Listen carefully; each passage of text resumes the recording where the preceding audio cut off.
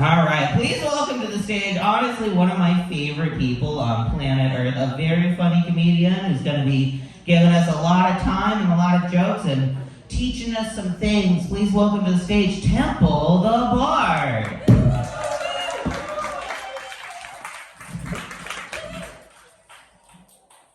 Hi, everybody. So, I have to admit, I fooled you all tonight. The doors are being locked behind you right now as you speak. You are now in for 7 hours of mandatory a cappella karaoke. I'm sorry to have done this to you, but when I intentionally book a cappella karaoke, nobody shows up. So anyway, tonight we're going to be singing songs from the Van Halen catalog. I've called in somebody from the Air Force Base up in Washington. He's going to have some security drones flying around in here. If you're up here singing one of the Van Halen songs and you get the words wrong, you will be shocked by the drone. But if you're at all kinky, you're probably going to like it.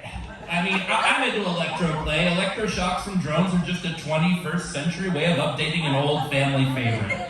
That's the way I see it.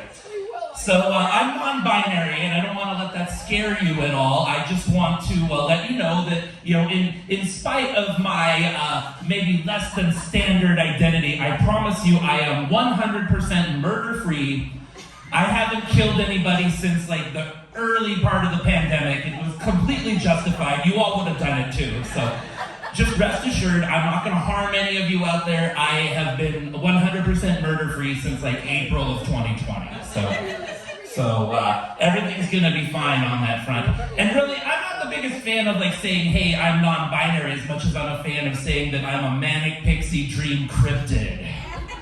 Now, if you haven't heard of the archetype of the manic pixie dream girl, the manic pixie dream girl comes into somebody's life and talks through another comedian's set, even though they're sitting in the front row. But while they do that, they're wearing this really beautiful skirt, and they've got like their bangs, and they come into some dude's life and do all this unearned emotional labor for him that he should be hiring a therapist to do for him. And then poof, the guy's ills are cured, and he's got a cute girlfriend, and everybody lives happily ever after. So the Zoe Deschanel movies would have you believe. But me, when I come into somebody's life as a manic pixie dream cryptid, I don't solve any of their fucking emotional problems. I just bring in a 30-pack of Busch Light, and hopefully by the time we get most of the way through that 30-pack of Busch Light, dude's into doing some butt stuff. That's what it's all about for me. But you know what? Even when that doesn't work, I have my ways of hooking up. Like, I tell you what, like, all of the bisexual people in this region, we all know that if you need to hook up, you go down to the Springfield Antique Mall.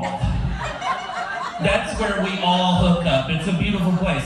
And the other day, I was there giving some side-eye to these barber chair Bettys, trying to convey my impeccable taste in mid-century gas station advertisement reproductions.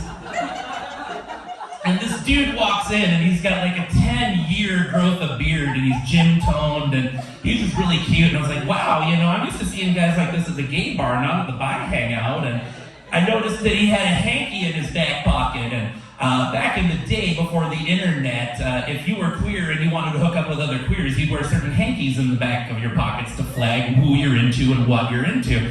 So I looked up the flag in his back pocket, because this guy was obviously old school, and I learned that the flag meant one of two things. It either meant A, he identifies as a top, which like, yeah, duh, or B, he owns a McDonald's franchise. Personally, I was hoping for both. So I sidled up to this dude, like, wink, wink, nudge, nudge, and I'm hoping he's gonna give me a, welcome to McDaddy's, may I help you? But he totally ignored me, must not have been into femmes or fatties. All I got was thank you, drive through. But that's okay, it's not the biggest deal in the world. I still love the Antique Mall. I used to go to the bowling alley to hook up, but they eventually kicked me out for attempting to 69 the 10th frame. They also didn't like how I refused to rent bowling shoes and instead would wear Kleenex boxes on my feet, Howard Hughes style. Personally, I think that's a great way of saving the environment. Screw the bowling shoe rental scam industrial complex. I don't want to play with that. Not into that. So anyway, last time I went to the Springfield Antique Mall, on my way home, I passed by Bobby's VIP Lounge, which is a strip club, and they had a sign out front that said, "Welcome to the shit show." And I was thinking, finally, a transgressive adult performance, and for it to be happening here, of all places in Springfield, that's really a surprise. I figured this would be like a San Francisco thing. So, I went down to Jerry's and I bought myself some plastic sheeting, because I figured if it's a shit show, you'd want to prepare like you're going to see Gallagher perform, right? You'd want to have some protection for your clothing. But once I walked into the place, I found out that it was just a commentary on management's inefficient scheduling practices. There actually wasn't going to be a shit show. Glad I kept my receipt from Jerry's. Got my money back. Yeah. But I love living in Oregon. I've been all over Oregon. One of the things I've noticed about this state is a lot of the names of the towns in the state kind of sound like the names of prescription drugs. Like, for example, let me just elucidate this. We'll see what I'm talking about. Does your dog have an odd number of nipples? Ask your veterinarian about Tualatin today. See, it's funny. It works. We have some strangely named places in Oregon. Another example would be, does your wife masturbate while watching Bill Burr's Netflix special, yet make you sleep on the couch due to your horseshoe hairline? Well, step on up to Shed, the only drug guaranteed to exacerbate the speed of male pattern baldness. Guys, are you suffering from erectile dysfunction? Ladies, do you ever get that not so fresh feeling? Well, ask your doctor about new once-a-day Vanita, the pill that cures below-the-belt issues in both men and women. But the towns that don't sound like the names of prescription drugs kind of sound like the names of the diseases those drugs would be prescribed to cure. Do you have a case of the Dales? Well, now there's new Corvallis, which cures not only the Dales, but also Philomath, Tangent, and Monmouth. Ask your OHP licensed physician today. Yeah, see, that's how shit works up here. I love Oregon. It's really great. I've made a lot of friends. I made a friend in Salem, and those of you who know or have friends in Salem, everyone in Salem's weird, and that's okay. It's a weird place. My friend in Salem is a plumber. And my plumber friend in Salem runs a little side project as a charity. When she goes out on a house call and clears a drain, she collects all the hair that she collects out of the drains, and she washes it and refines it, and she makes chest wigs for trans guys. So trans guys that want to have a big, furry, bush of hair, she's the one that provides that for them. Now, before you guys ask, I see your crowd, you're groaning, you get it, you think it's gross. But, the only reason she has to do this is because the cancer industry has completely monopolized all of the human hair. That's all going into wigs for, women who lost their hair to chemotherapy. There's, no human hair left over for, trans dudes or, sex workers that want a furry cod piece. The merkin industry's gone completely downhill. So you gotta do what you gotta do. And so last time I went up there to visit her, she's like, "Hey, you wanna go to a festival with me?" And I'm like, "Yeah, I'd love to go to a festival with you. What's it all about?" She's like, "Oh, it's the baby tasting festival." I'm like, "Oh, come on, baby tasting, that's disgusting. What kind of shit is wrong with you Salem people up here?" She's like, No, get your head out of the gutter. It's fully wholesome. Parents of newborns bring their newborns to the baby tasting event where judges from local farm-to-fork restaurants lick their foreheads, rate the taste of the baby foreheads for saltiness, consistency, and overall palate friendliness, and then the baby with the best tasting forehead gets a $500 free play credit to Spirit Mountain Casino. Oh my God, that's kind of wholesome, I guess. And she's like, "Oh, it's amazing." And then they have a hot dog eating contest for former child stars. Danny Bonaducci wins it every year. You should see him cram frankfurters into his pie hole. It's freaking amazing. And then after that, you need to stick around for the electric glory holes. No. She's like, "Come on, the electric glory holes, Junction City's second most popular Grateful Dead cover band. Come on." Yeah. But of course I have my mind in the gutter. I'm a comedian. I'm a semi-professional comedian at that. I get paid sometimes to do this stuff in front of you. I feel good about that. I can't pay all my bills with comedy, but one bill I proudly pay with my comedy is my gymnasium bill each month. I pay for my gym membership. And let me tell you, gym membership is a profoundly useful thing. For example, my roommate has some mental health issues and she gets suicidal once in a while. And so, I go out and back and I turn off the fuse at the fuse box so she can't throw the hair dryer into the bathtub and, get rid of the razor blades and then, when things calm down a little bit, I'm like, hey, if you're locked in the bathroom and you're ensconced there and you don't need anything else from me, I'm gonna bolt to the gym and drop a deuce. Yeah, and in a household like mine, you really need that alternate bathroom possibility. It's really worth the membership. And if I don't feel like driving all the way out to Springfield, bisexual hookups totally work at the gym too, It's not as hard as you think. All you gotta do is go towards the sauna, find a cute guy that you like, you look at him and go, hey. And then you head to the sauna, and like 5 minutes later, if he's there, then it means he wants to be there, and you give each other 5-finger friendlies. It's not that hard. Let me tell you this, and I don't want to go too deep here, but this is important to me. I really think that you guys out there have been screwed over by the way you were socialized.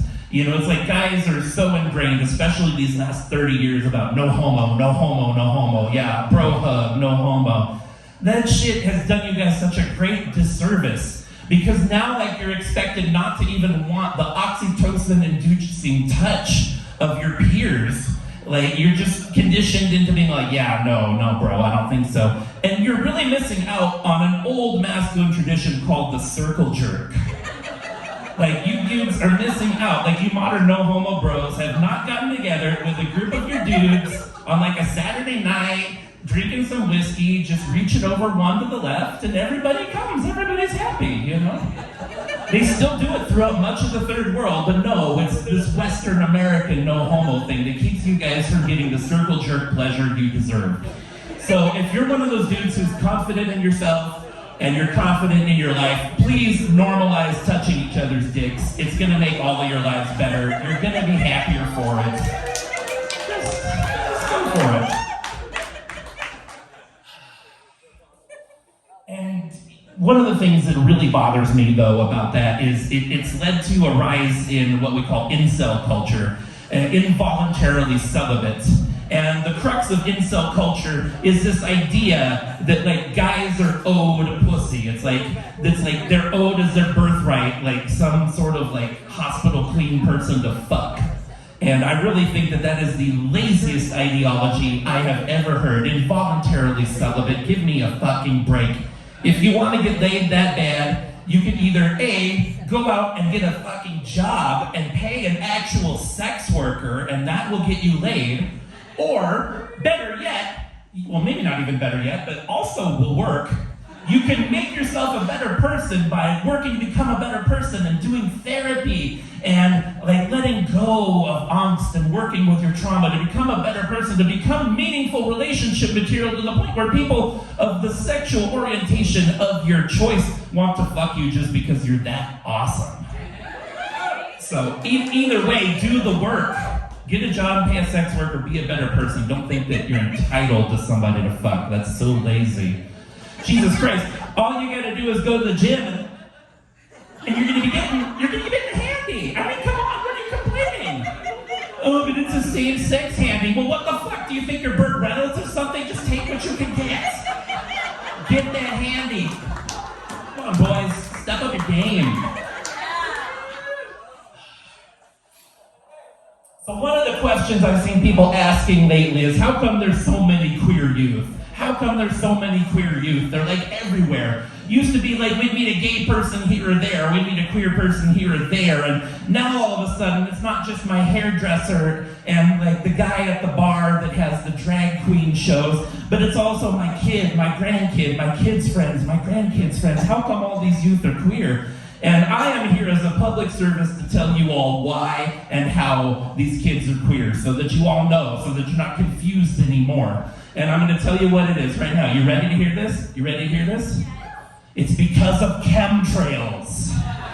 The United States government shoots aerosolized jets of liquid rainbows from 30,000 feet that fall upon the people. And once we breathe in those aerosolized particles, all of a sudden we start questioning our gender identity and our sexual orientation. We start changing our names to 3-letter names that contain X's. Lex, Dex, Dax, even Ty with an X.